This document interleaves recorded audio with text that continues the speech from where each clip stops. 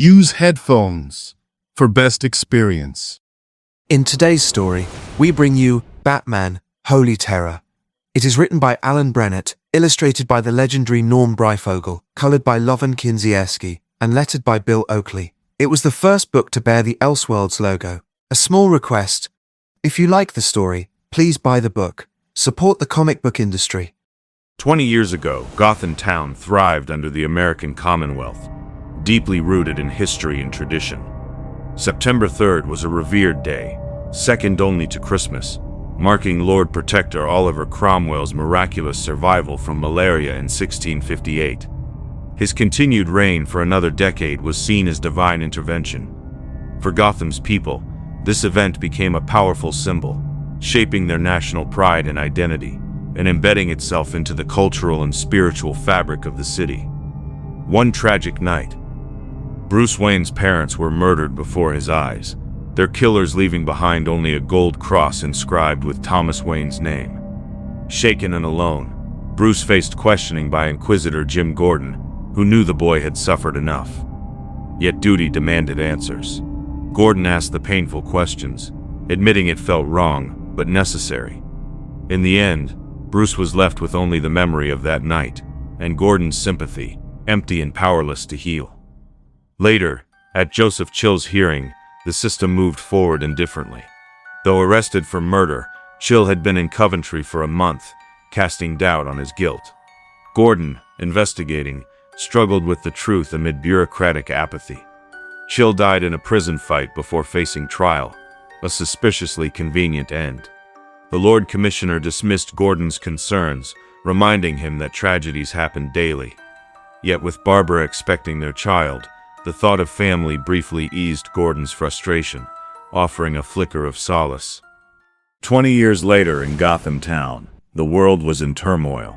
News anchor Victoria Vale reported, "The near defeat of Brazilian resistance forces and the rumored suicide of dictator Jorge Amado. In the US, industrialist Oliver Queen was executed for aiding Jewish underground networks. The fall of French Guiana's regime expanded the Commonwealth's reach, with only Peru resisting.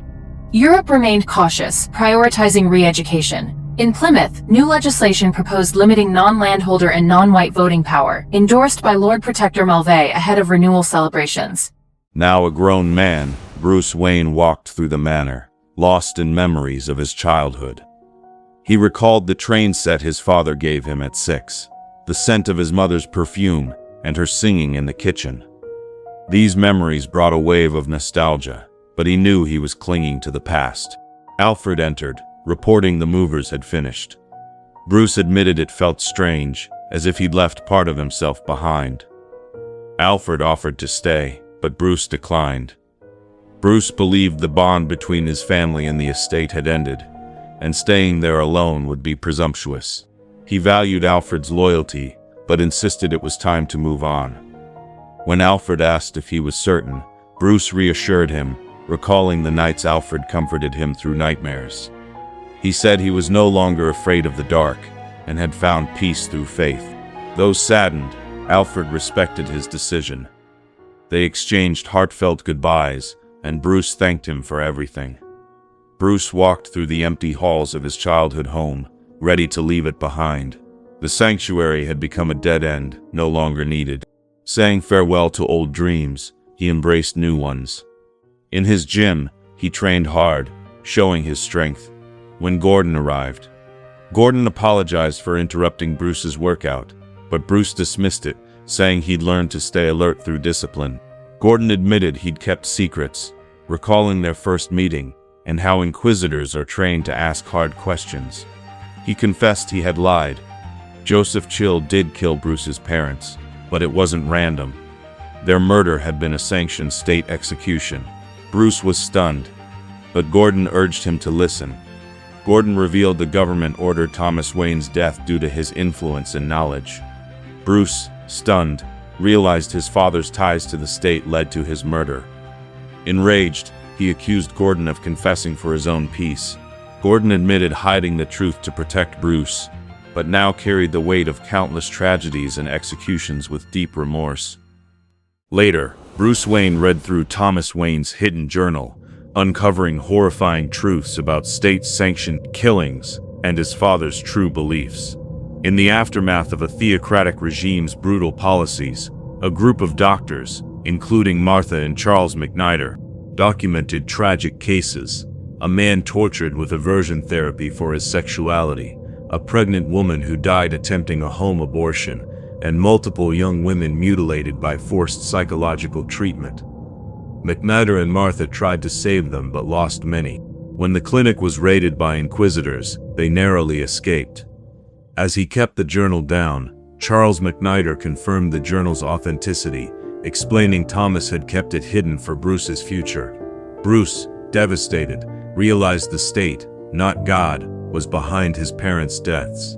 Charles warned that Cromwell's supposed moral order had been twisted to justify tyranny, contradicting the tolerant vision Cromwell originally had. Bruce's anger deepened as he vowed to bring justice. Charles, now blind from a state agent's attack, recounted how his comrades, Alan Scott, Carter and Shira, Rex Tyler, were all caught and executed for resisting the state. He warned Bruce that resistance had been crushed. Though Bruce hoped someone powerful might still fight back, Charles dismissed it as legend, urging Bruce to give up and find peace. Despite this, Bruce made his choice. He committed himself to the church, seeking divine guidance.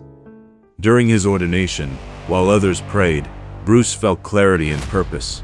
He heard a voice within, affirming his path. Privately, Bruce hacked into church records to identify those responsible for his parents' deaths, 3 Privy Council members still alive. He returned to a childhood cave, once his secret refuge, and reclaimed his father's old costume, once worn during a church play as the demon. Reinvigorated, Bruce embraced his new mission, stating solemnly, "I think Father would approve." Under the moonlight, Bruce located one of the remaining members of the Privy Council, Lemuel Brown, now retired. Sneaking into his bedroom, Bruce tore the sheets from over Lemuel's head, startling the man awake. Lemuel gasped in terror as Bruce loomed over him in the demon bat garb. Bruce quoted scripture as judgment, accusing him of reaping what he sowed. Lemuel tried to justify his past actions, calling Thomas Wayne a traitor, and claiming he would have voted for his execution had the Star Chamber not handled it secretly. Bruce demanded to know if Lemuel remembered the names of his victims: Scott, Hall, Tyler, Wayne. Lemuel called them heretics, admitting he'd do it all again. Though Bruce raged, he realized Lemuel wasn't directly responsible for his father's death. Killing him would be a mistake. But Lemuel had seen Bruce's face, heard him speak of the Waynes. He couldn't be allowed to live with that knowledge. Bruce made a quick exit, leaving a call to the Vice Division to distract Lemuel. Reflecting on his near mistake, Bruce vowed not to let emotion cloud his judgment again. He identified the Star Chamber's location inside the cathedral, and knew it was time to strike there next. Disguised once again as Reverend Wayne, he arrived at the cathedral, giving the pretense of taking over a new parish. While appearing casual to guards, Bruce felt uneasy inside. He tried his access code but was denied. Star Chamber required a higher clearance. Watching Bishop Caspian enter his code, Bruce seized the moment, gaining access. Filled with inner turmoil, Bruce prayed for the ordeal to end. All he wanted was vengeance, to find the one who ordered his parents' deaths. Then maybe he could finally rest. Maybe then he would be free. Batman infiltrated the detention wing of the cathedral, swiftly taking out 2 guards. Though the rage felt satisfying, he resisted the urge to kill, noting that he'd once chosen a different path than that of an inquisitor. He searched the guards for security cards and used one to disable electronic scanners. As he ventured deeper, night sensors activated lights, revealing a prisoner behind glowing barriers, someone who radiated power. Inside the cell, a red-suited man strained to control his abilities. When he attempted to pass through the energy wall, he was struck and thrown back. Batman intervened, asking if he was a prisoner. The man, defensive, revealed his name, Barry Allen. He had once been an Inquisitor scientist until a lab accident gave him vibratory abilities. Now, Erdl kept him as a test subject, trying to harness and replicate his powers. Batman suggested vibrating at 2 different frequencies to break free. Barry hesitated, fearing it might tear him apart, but he decided to risk it. His hands moved so fast they created a sonic boom. Batman watched, terrified he might die. But Barry succeeded, exploding through the barrier. Other prisoners watched in awe. One begged for help. Another, named Terry, tried to mimic Barry's escape, despite Barry's warning that his mind and body couldn't handle the strain. Terry vanished in a brilliant flash, his fate uncertain. Barry sorrowfully noted Terry's molecules would eventually reform, but each reappearance made him more unstable.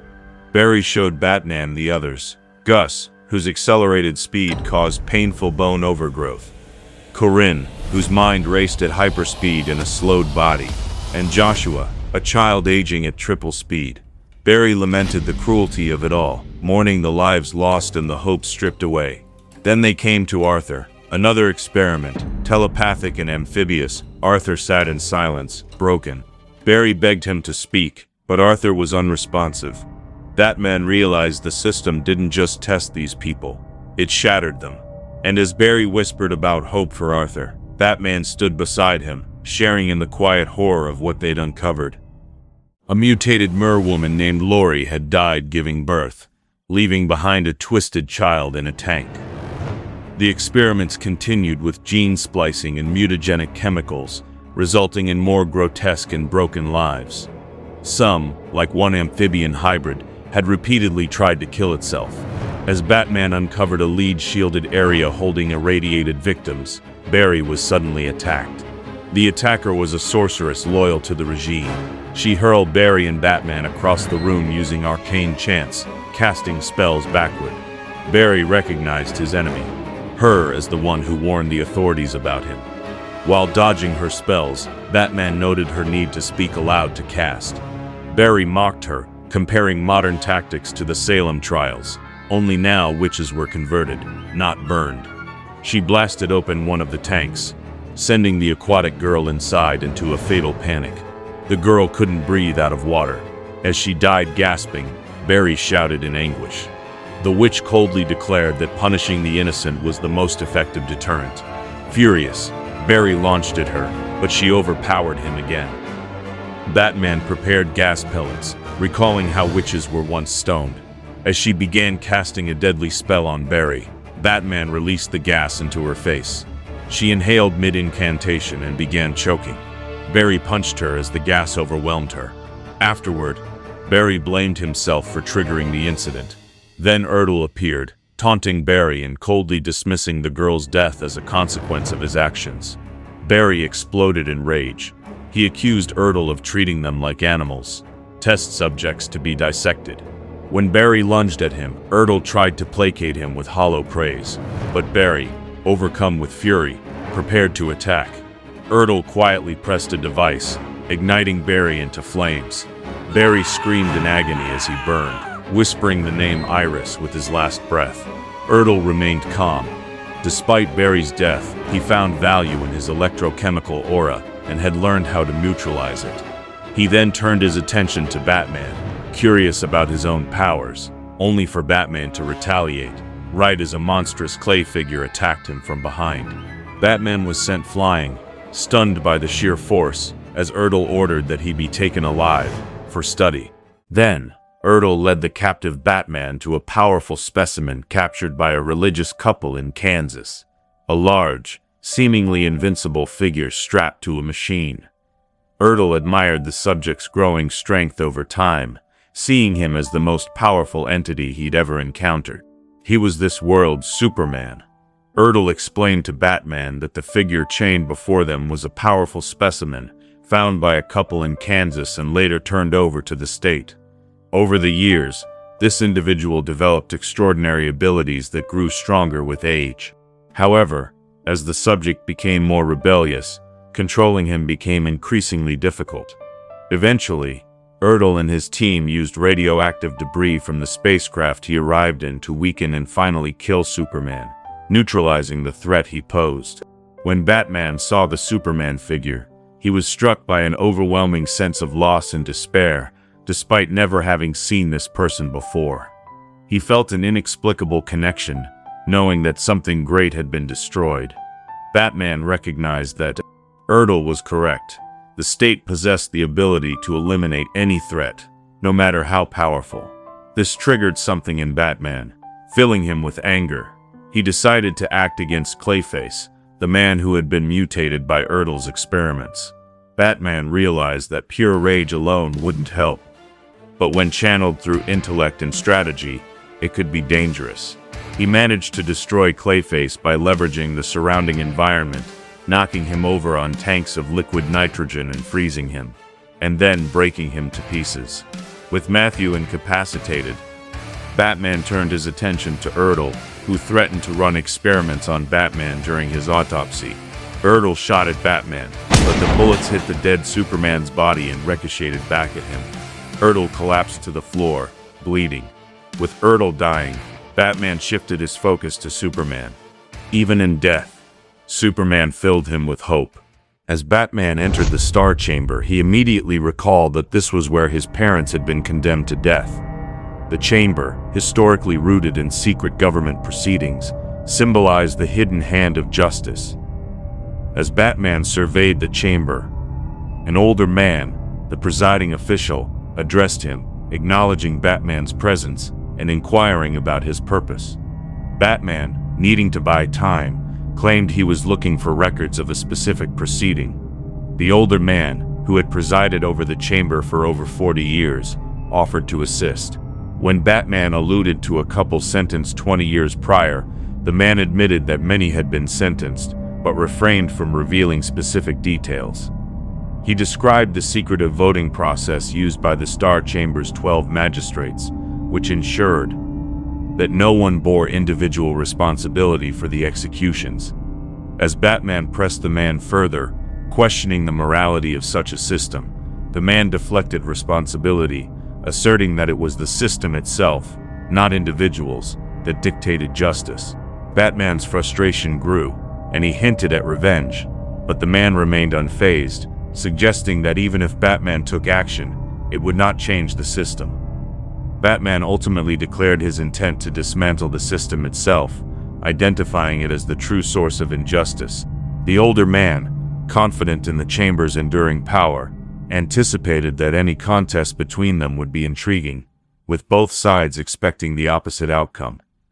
Batman left the chamber, resolved to confront the system that had allowed such a corrupt mechanism of justice to exist. The aftermath had given Bruce two new paths. By day, Bruce taught the separation of state and God as a priest in the cathedral. He emphasized that defiance of the state's self-styled interpreters was not a denial of God. He reflected on how he had initially had a more positive view of that, feared that the revelations brought by Gordon would invalidate his faith. But in time, he found that the path he had chosen remained righteous. Bruce quoted scripture, reinforcing the message of spiritual resurrection and the distinction between faith and the oppressive system of governance. By night, however, Bruce donned a darker set of vestments and fought his war on crime. He acknowledged that the war was an endless, solitary battle, mirroring the nature of the bats that flew alongside him. He mused on the impact of his actions and the fates of his parents, wondering if things could have turned out differently had his parents not been executed by the state, but had instead died in a random crime. This thought constantly shadowed his nightly crusade, leaving him to ponder the path of justice he had committed to. And that brings us to the end of today's story. In a world darkened by tyranny, faith becomes the weapon, and every crusade begins with belief. If you enjoyed this dive into Batman Holy Terror, don't forget to like, share, and subscribe for more tales from the edge of the multiverse. And remember, support the comic book industry, keep the stories alive, and the heroes fighting. Until next time, stay strong and keep the light burning.